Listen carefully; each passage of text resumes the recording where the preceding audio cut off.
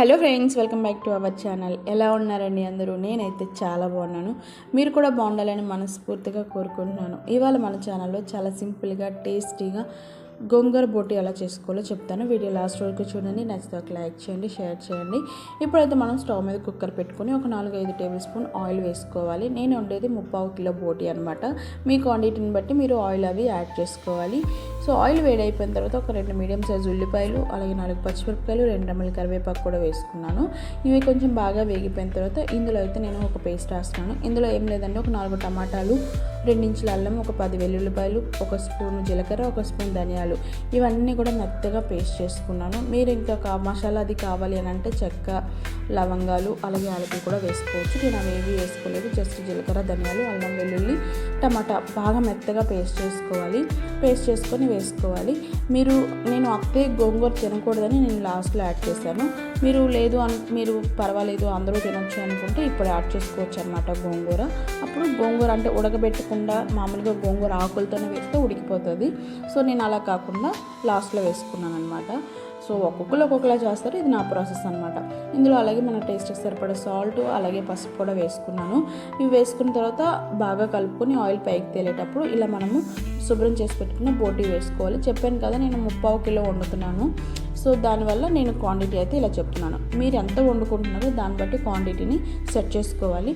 So ఇదంతా కూడా బోటిలో ఉన్న వాటర్ అంతా ఇంకిపోవాలి. మధ్యలో కలుపుతూ మూత పెట్టుకుంటే మనకి ఇలా ఆయిల్ అనేది పైకి తేలుతుంది అనమాట. సో ఆల్మోస్ట్ మనకి 30% అయితే కుక్ అయిపోయింది కర్రీ అయితే. సో ఇప్పుడైతే మనము బాగా కలుపుకొని ఇందులో కొంచెం వాటర్ అయితే యాడ్ చేసుకోవాలి. నేనైతే ఒక గ్లాస్ వాటర్ యాడ్ చేసుకున్నాను. బోటి ఉడకడానికి కొంచెం టైం పడుతుంది. సో అందుకని చెప్పి నేను కొంచెం వాటర్ అయితే ఎక్కువ యాడ్ చేసుకున్నాను.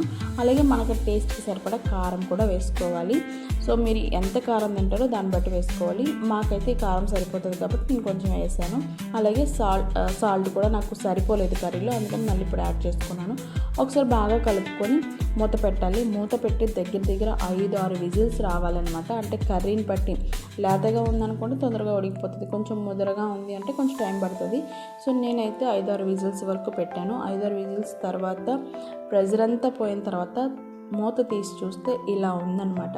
చాలా టెంప్టింగ్గా ఉంది కదా.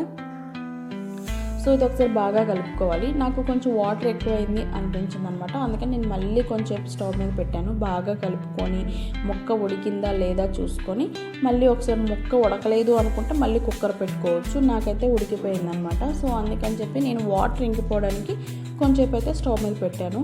అలాగే అత్తయ్యకి కూడా కర్రీ తీసేసి నేను గోంగూర బాగా కడిగి శుభ్రంగా ఉడకబెట్టుకొని పప్పు గుత్తితో ఇలా స్మాష్ చేసుకున్నాను అనమాట. మిక్సీలో వేస్తే అదొక స్మెల్ వస్తుంది.